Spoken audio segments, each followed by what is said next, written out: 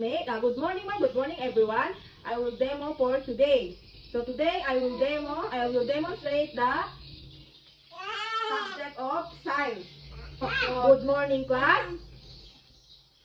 Okay, so before we start, can you please stand up and let us pray first? Okay. So amen. So now, bago kayo umupo is ayusin nyo muna yung mga upuan nyo at pulutin yung mga kalat sa ilalim na inyong mga upuan. Maliwanag? Okay, very good. So, tapos naman ninyo ayusin yung mga upuan. Okay, so ngayon, pwede na kayo mag-siupo. So, who is absent today, class? Okay, very good. Sana hanggang sa susunod na araw is walang mag-a-absent sa inyo. Maliwanag? Okay, very good. So, now, class, sino yung makaalala sa tinalakay ni Teacher kahapon? Okay, very good. Ang tinalakay ni Teacher kahapon is tungkol sa non-living things and living things. Very good. So, now class, before we start to our new lesson is mayroon muna ako ipapakita sa inyo. Okay? Okay. Ito ang ipapakita ni teacher. So, ano ang nakikita nyo dito?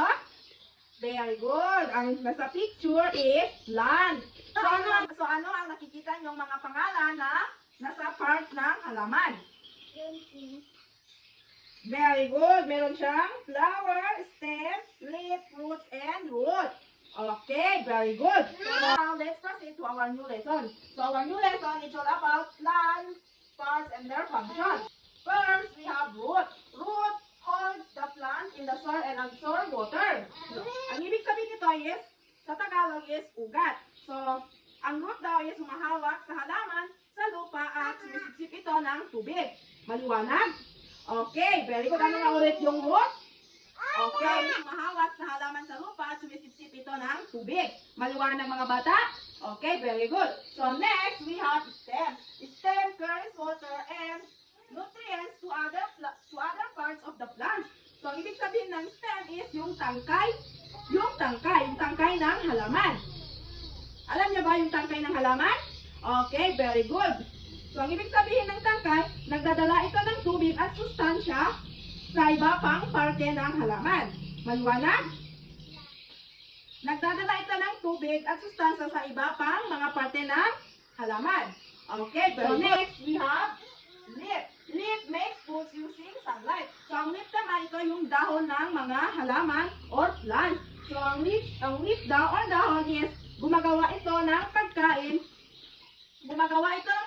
gamit ang sinag ng araw. Gumagamit daw ang dahon is gumagawa ito ng pagkain na gamit ang sinag ng araw. Maliwanag ba mga bata?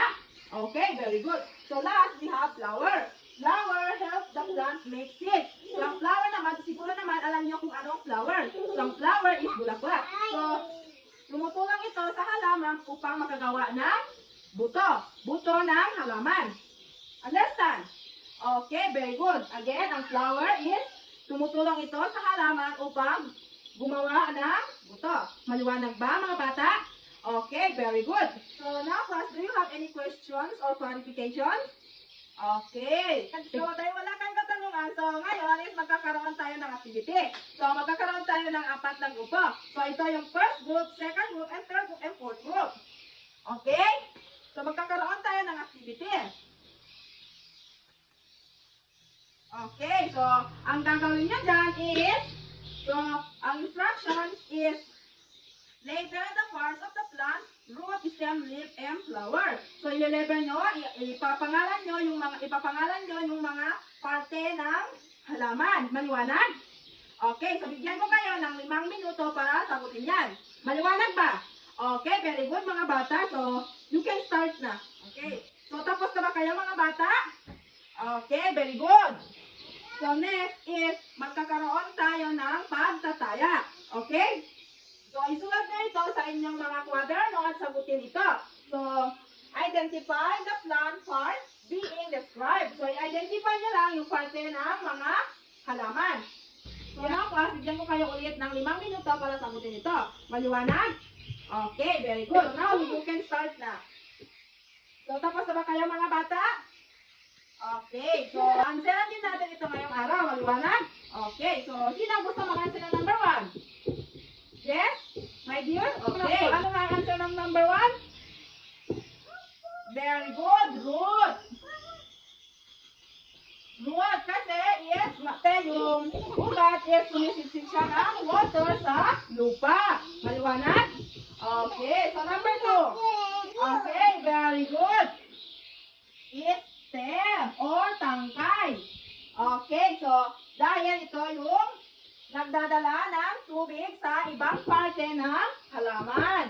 Maliwanag? Okay, so talagang may nakukunan nga kayo ngayong araw. So, now class, for your assignment is magdodraw lang kayo ng halaman at ilagay nyo din yung mga pangalan ng parte ng halaman. Maliwanag ba mga bata? Okay, so ipasa nyo yan kay teacher bukas. Okay, so again, ano nga ulit ang 4 na parte ng halaman? Very good. We have root, stem, leaf, and flower.